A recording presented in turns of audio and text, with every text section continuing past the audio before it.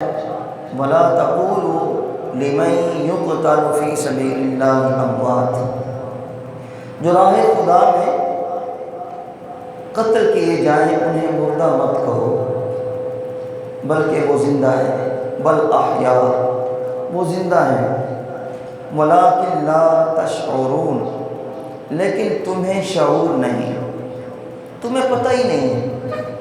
جو راہ خدا میں قتل کیے جاتے ہیں ان کی کیفیات کیا ہیں،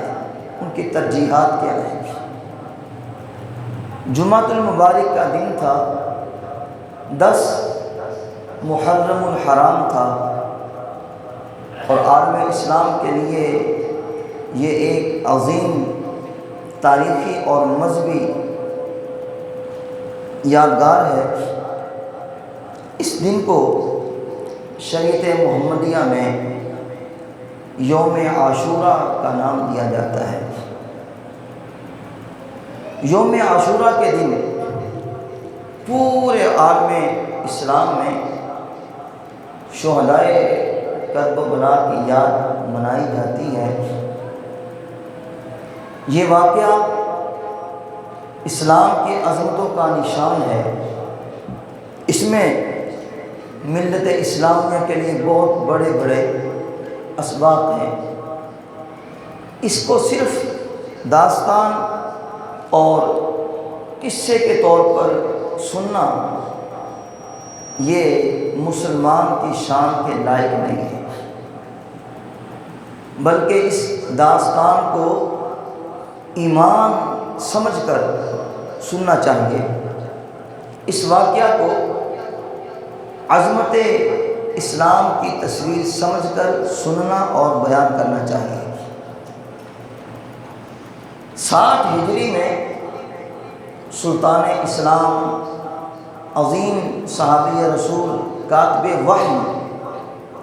حضرت سیدنا امیر معاویہ رضی اللہ تعالی عنہ کا انتقال ہوتا ہے، اور آپ کے بعد شور زیادہ ہے، تھوڑی سی ذرا ایکو یا باجی میں تھوڑا کرو۔ آپ کے انتقال کے بعد یزید پلید تخت نشین ہوتا ہے، اور تخت پر بیٹھتے ہی اس نے سب سے پہلے لوگوں سے اپنی بیعت لینا شروع کی۔ اس سلسلے میں جن ہستیوں کو اپنی بیعت کے لیے اس نے مجبور کیا، وہ ہستیاں اس وقت مدینہ پاک میں مقیم تھیں۔ اس نے گورنر مدینہ کو خط لکھا، اس میں اولاً اپنے باپ حضرت امیر معاویہ کی انتقال کی خبر دی، اور پھر ساتھ تاکیدی حکم نامہ بھی بھیجا۔ کہا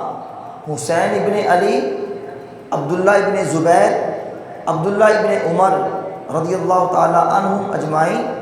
ان سے میرے حق میں بیعت لو، اور اگر یہ انکار کریں تو سیدھا سیدھا ان کا سر کاٹ کے میرے پاس بھیج دو۔ یہ اس پلید کے تخت نشین ہوتے ہی یہ پہلا فیصلہ تھا، اور باقی اس کے عزائم سے پھر آپ بخوبی اندازہ کر سکتے ہیں کیسا نالائق اور بدبخت شخص تھا، کیسا کمینہ اور گستاخ تھا اہل بیت کا۔ جب گورنر مدینہ نے خط پڑھا، چٹھی کو دیکھا، اس کے ہاتھوں پہ راشا طاری ہو گیا۔ چٹھی جن ہاتھوں سے پڑھ رہا تھا نا، کپ کپی طاری ہو گئی، یہ کیا لکھا ہوا ہے؟ پڑھنے کے بعد اس نے اپنے نائب مروان بن حکم کو بلایا، اس کو خط پڑھ کے سنایا۔ کہنے لگے دسو جناب تھوڑی کی رائے ہے؟ یہ مروان بھی بڑا بدبخت آدمی تھا، اہل بیت کا گستاخ تھا۔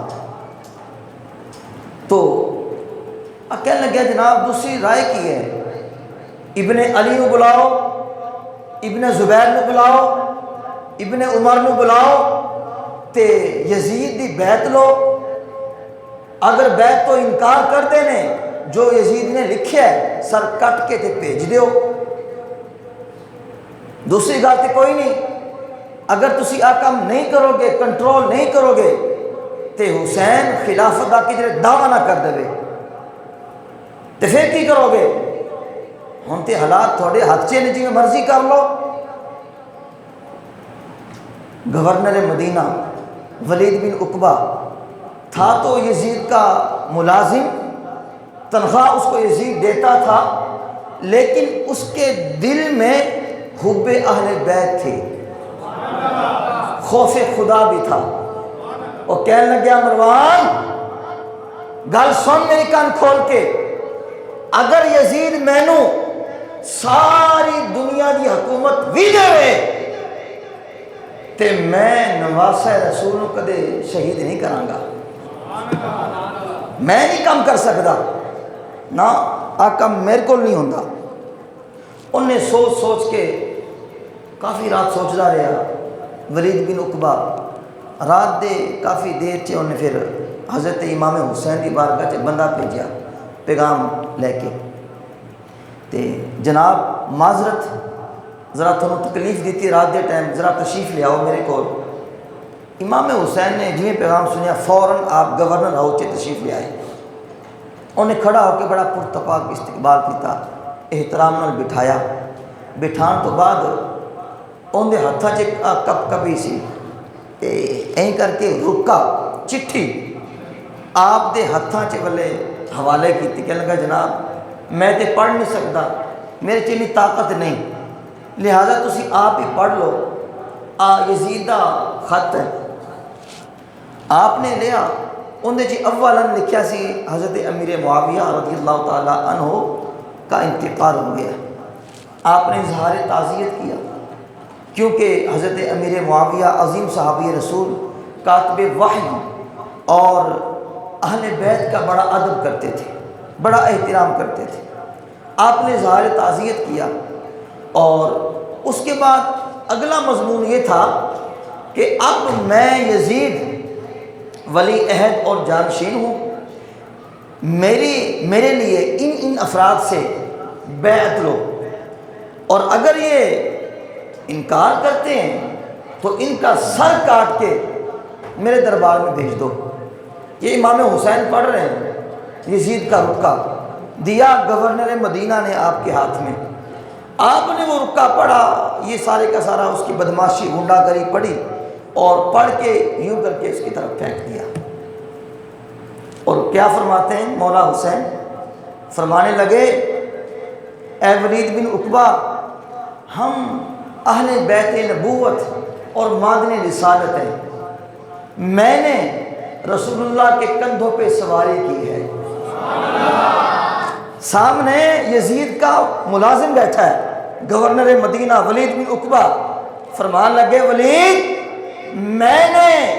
رسول اللہ کے کندھوں پہ سواری کی ہے، میں بابا علی کے سینے پہ کھیلتا رہا ہوں، میں نے اماں فاطمہ کا دودھ پیا ہے، جبریل امین ہمارے گھر کا ملازم ہے، مجھے جھولا دیتا رہا ہے، فرشتے ہمیں سلام کرتے ہیں۔ فرمایا اللہ نے ہماری شان میں قرآن کی آیات نازل فرمائی، اور میرے نانا محمد عربی میرے رخسار لب پیشانی چومتے رہے، میرے ہاتھوں کو بوسہ دیتے رہے۔ فرمایا ولید بن عقبہ میرا خاندان پاک، میرا گھرانہ پاک، یہ ہاتھ پاک ہاتھوں میں گیا، اب یزید کے ناپاک ہاتھوں میں کیسے جا سکتا ہے؟ اب یزید کی بیعت میں نہیں کر سکتا، یزید شرابی ہے، فاسق و فاجر ہے، فاسق و فاجر زانی، اس کے اندر تمام یہ عیوب پائے جاتے ہیں، میں اس کی بیعت کیسے کر لوں؟ میں اس کی بیعت نہیں کر سکتا۔ فرمایا فی الحال تو اس گورنر ہاؤس کے اندر تو ہے یا میں، اتنا ہی جواب کافی ہے، اگر آپ کو تفصیلی جواب چاہیے تو بند کمرے میں نہیں دوں گا بلکہ کھلے میدان میں دوں گا، مسجد نبوی کا صحن ہوگا، میرے نانا جان کے غلاموں کا ہجوم ہوگا، اور پھر وہاں حسین تفصیلی جواب دے گا، جمعے کا دن ہو وہ بھی محمد کے مدینے میں، جمعے کا دن ہو وہ بھی محمد کے مدینے میں عبادت کی لگن ہو ہر ایک عاشق کے سینے میں۔ المختصر مولا حسین گورنر ہاؤس سے واپس آتے ہیں، آ کے اپنے اہل بیت سے اور اپنے فیملی سے، اصحاب رسول سے مشورہ کرتے ہیں اس بارے میں، اپنے برادر مکرم جناب محمد بن حنفیہ سے مشورہ کرتے ہیں، عبداللہ بن زبیر سے مشورہ کرتے ہیں۔ فرماتے ہیں کہ اگر میں یزید کی بیعت نہیں کرتا تو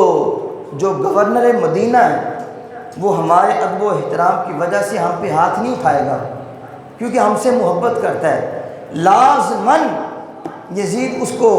معطل کر دے گا، معزول کر دے گا، کوئی نیا گورنر لائے گا جو بے دین ہوگا، جو اہل بیت کے خون سے اپنے ہاتھوں کو رنگے گا۔ فرمایا میں اپنے نانا جان کے حرم میں خون کی ندیاں بہتے نہیں دیکھ سکتا۔ فرمایا یزیدی فوجیں اس کے حامی ہوں گے، اہل مدینہ میرے حامی ہوں گے، کچھ ان کو قتل کریں گے، وہ ہمارے ساتھیوں کو شہید کریں گے۔ فرمایا میں کم از کم اپنے نانے کا مدینہ مسلمانوں کے خون سے رنگین نہیں دیکھ سکتا۔ دوران گفتگو فرمایا میرا ارادہ ہے کہ میں مدینہ چھوڑ دوں، مدینہ چھوڑ کے مکہ پاک چلا جاتا ہوں۔ مکہ پاک حرم خدا ہے، اس کا احترام ہر ایک پہ فرض ہے، وہاں تو مکھی مارنے کی بھی اجازت نہیں ہے، مچھر مارنے کی اجازت نہیں ہے، وہاں کون مجھے تنگ کرے گا، جا کے خدا اور اس کے رسول کی اطاعت میں زندگی گزارتا رہوں گا،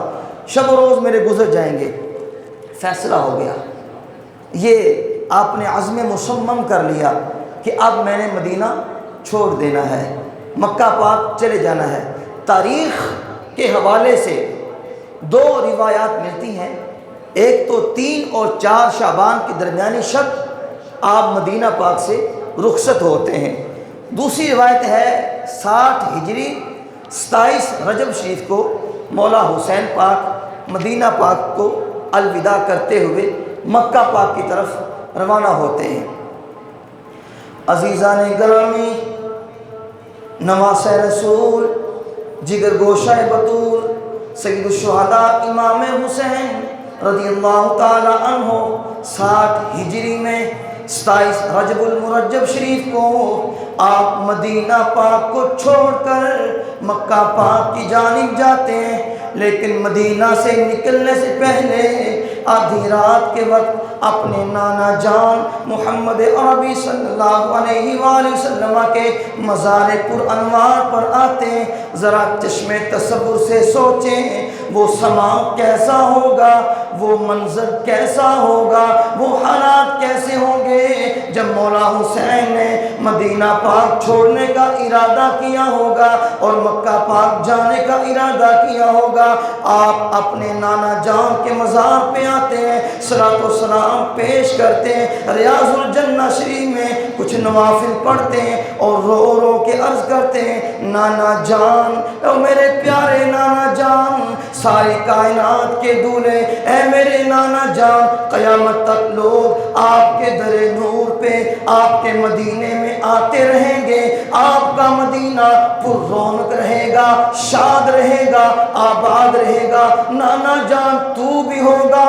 تیرا شہر بھی ہوگا، تیری مسجد نبوی بھی ہوگی اور تیرے عشاق کی قطاریں بھی ہوں گے، سارے آپ کے غلام ہوں گے، لیکن نانا جان آپ کا نواسہ حسین نہیں ہوگا۔ نانا تیرے کرم کے خزینے کی خیر ہو، میں جا رہا ہوں تیرے مدینے کی خیر ہو۔ نانا جان تیرے کرم کے خزینے کی خیر ہو، نانا جان میں جا رہا ہوں تیرے مدینے کی خیر ہو، میں جا رہا ہوں چھوڑ کر آنکھوں کے چین کو۔ نانا جان ذرا اٹھ کر گلے لگائیے اپنے حسین کو۔ یہ کہتے کہتے مولا حسین اپنے نانا جان سے آپ اجازت لیتے ہیں اور آپ کے لبوں سے نکلتا ہے، کندھوں پر چڑھا کر کھلانے والے نانا، اپنی آغوش رحمت میں لے کر لوریاں سنانے والے نانا، میرے لبھائے مبارک میرے رخسار میری پیشانی کو چومنے والے نانا، اے نانا جان اپنے نواسا کے ناز اٹھانے والے،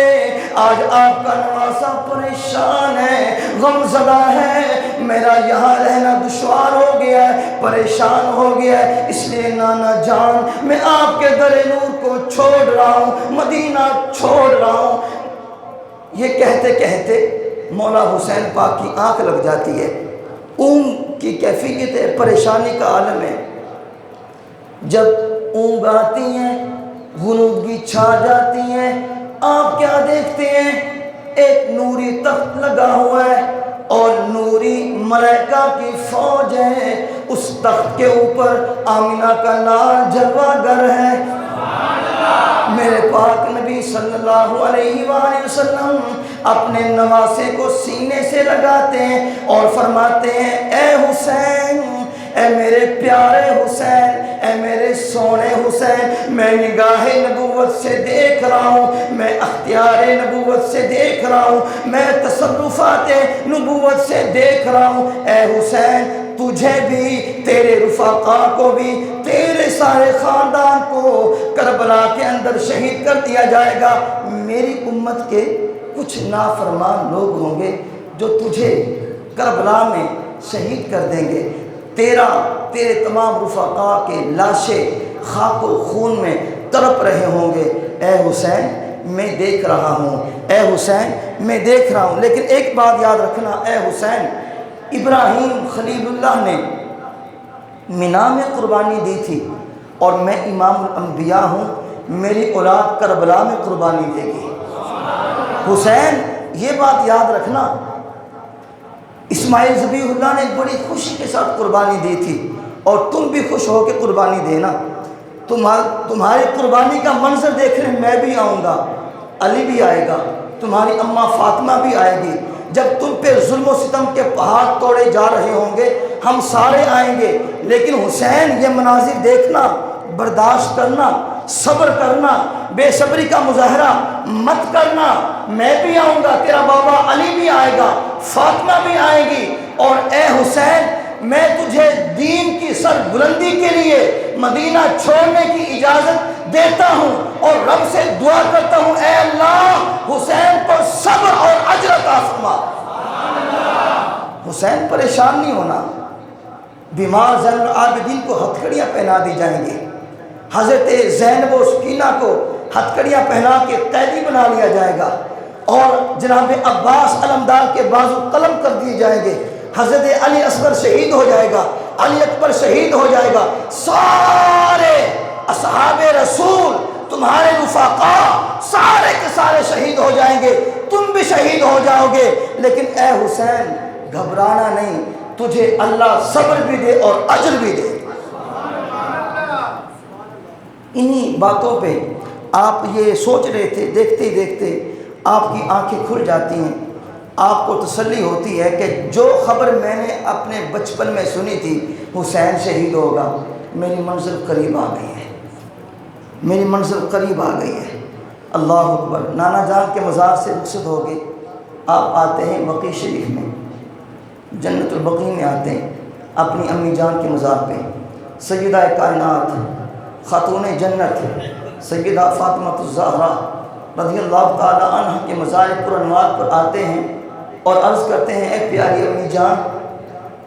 آپ تو میرے بڑے ناز اٹھاتی تھیں، ہیں جی، نازوں سے پالے حسین کا حال دیکھ، جو تمہارے دل کا چین تھا، آنکھوں کا سرور تھا، دل کا نور تھا۔ امی جان اپنے حسین کو دیکھیے، جس کی تکلیف آپ ذرا بھی برداشت نہیں کرتی تھی، آج تیرا حسین بڑا پریشان ہے، جہاں پر میں پیدا ہوا آج مجھے وہ در نور چھوڑنا پڑ رہا ہے، حالات ایسے بن گئے ہیں، امی جان مجھے اجازت دینا، امی جان سارا کچھ قربان ہو جائے لیکن نانا جان کا دین کے اوپر دھبا نہ آئے، دین پہ کوئی مسئلہ نہ بنے، امی جان میں اپنی جان بھی دے دوں گا، اپنا خاندان بھی کٹا دوں گا، لیکن تجھ سے وعدہ کرتا ہوں اپنے نانے کے دین پہ کوئی دھبا نہیں آنے دوں گا۔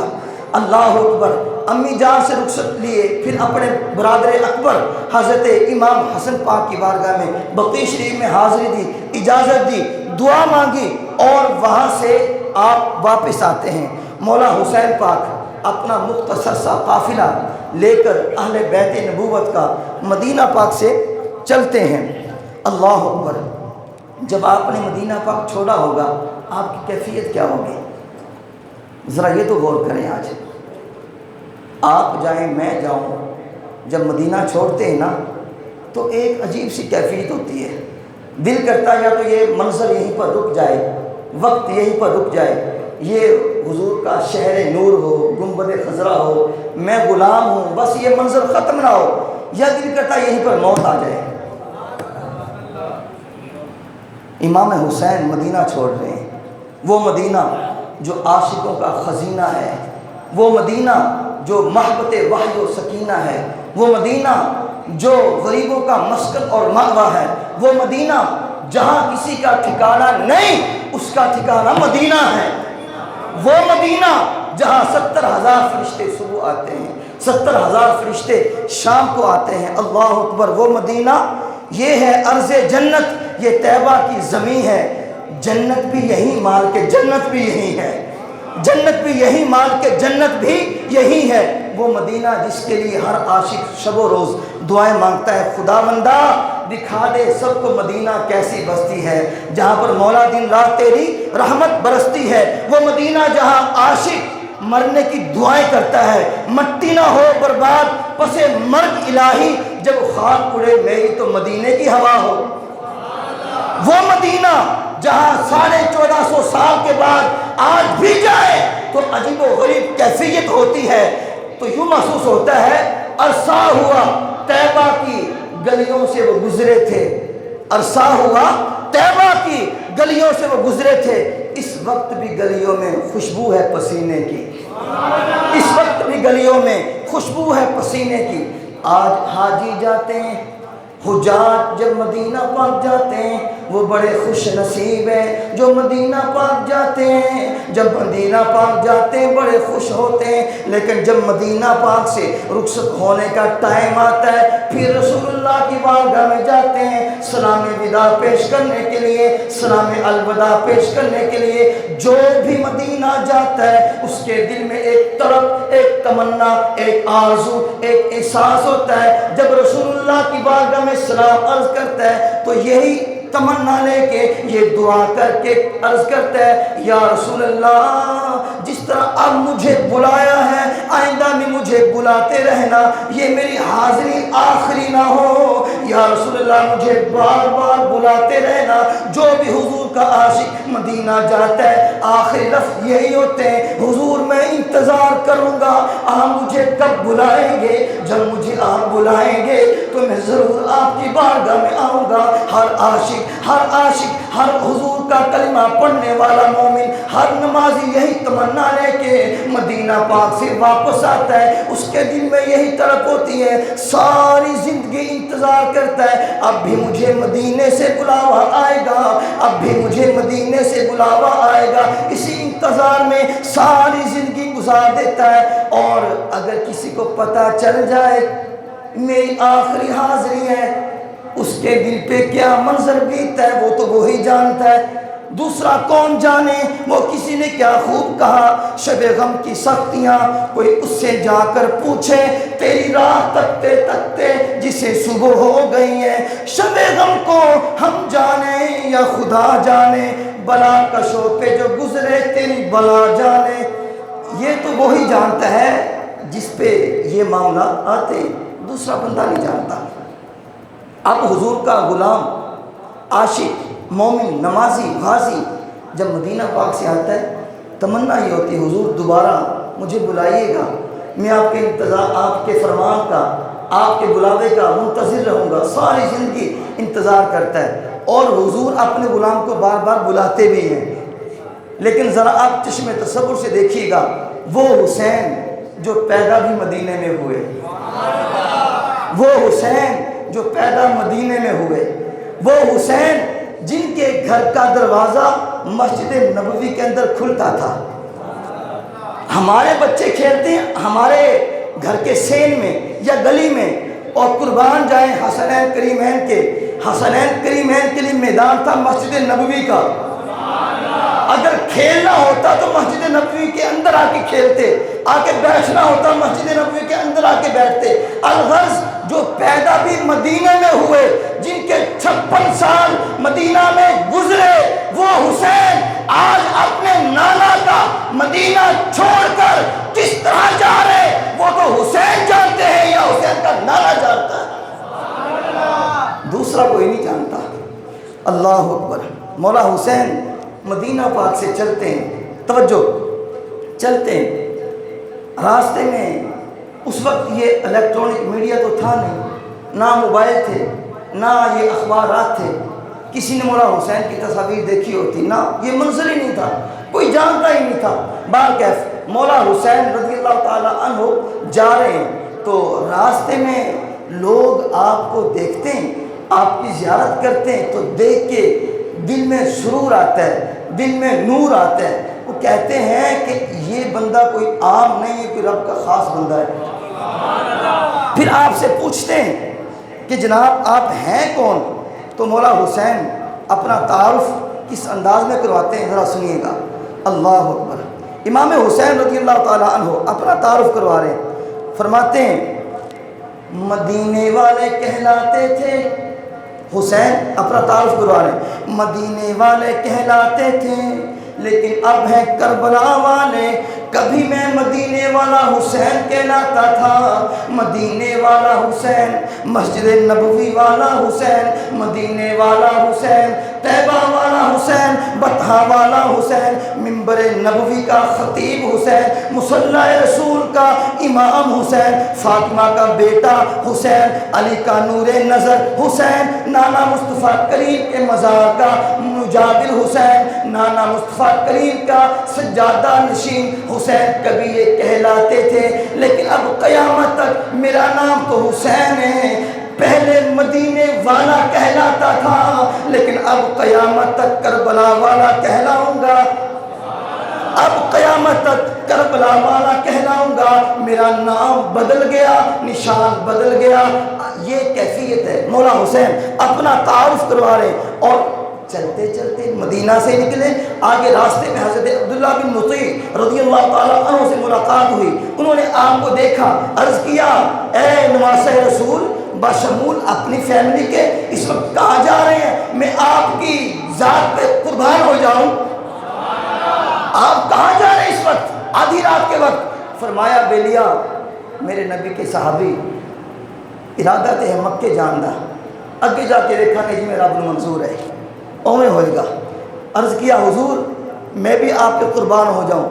میرا چچا بھی آپ پہ قربان ہو جائے، ماموں بھی قربان ہو جائے، میرا خاندان قربان ہو جائے، اے نواسہ رسول، اے ابن رسول، میری آپ کی بارگاہ میں ایک ریکویسٹ ہے، مکے ضرور جائیں لیکن کوفہ نہ جانا،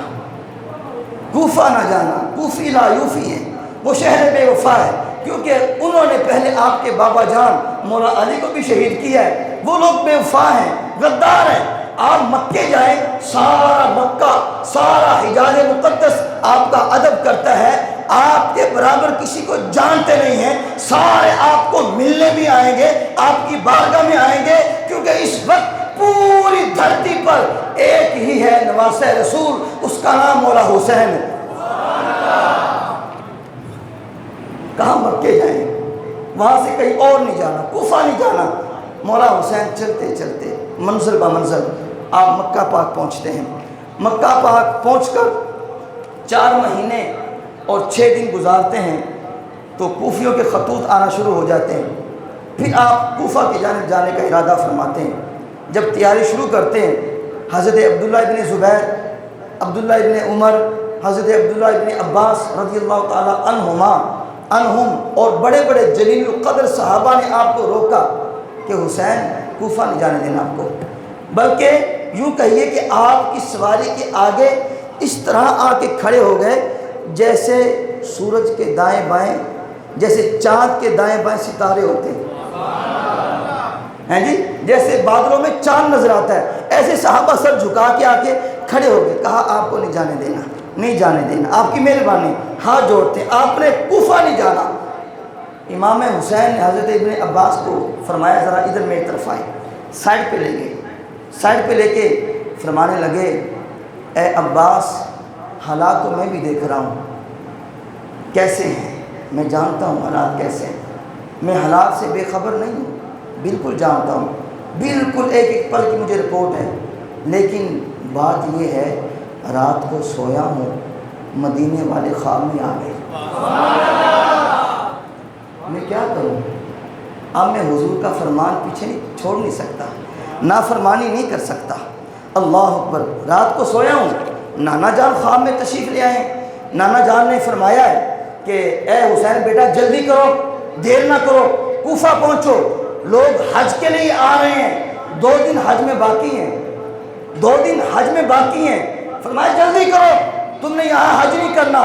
تم نے جا کر کربلا میں حج کرنا ہے،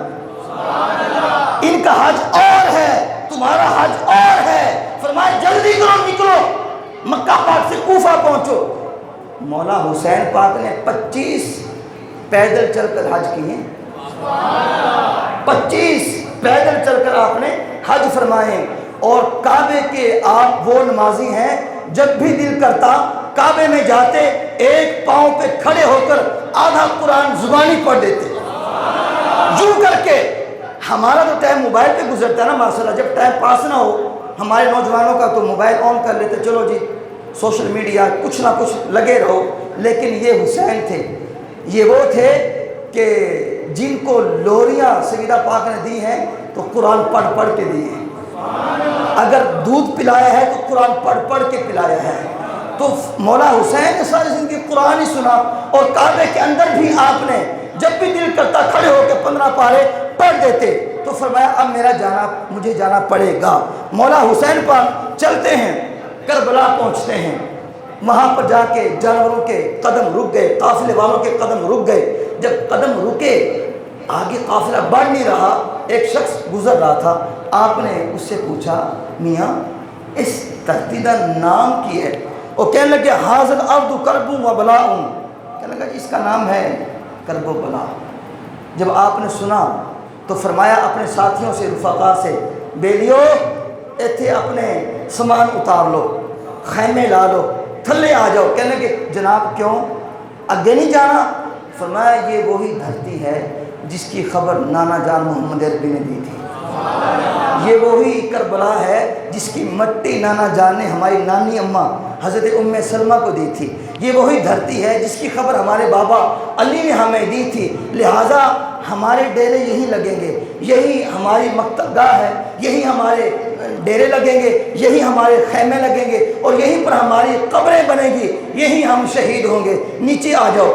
2 محرم سے لے کے 7 محرم تک آپ کے ساتھ عبید اللہ بن زیاد کے مذاکرات چلتے رہے، لیکن مذاکرات ناکام ہوئے، جب ناکام ہوئے تو 7 محرم کو اہل بیت کا پانی بند کر دیا گیا، جب پانی بند کر دیا گیا کہا گیا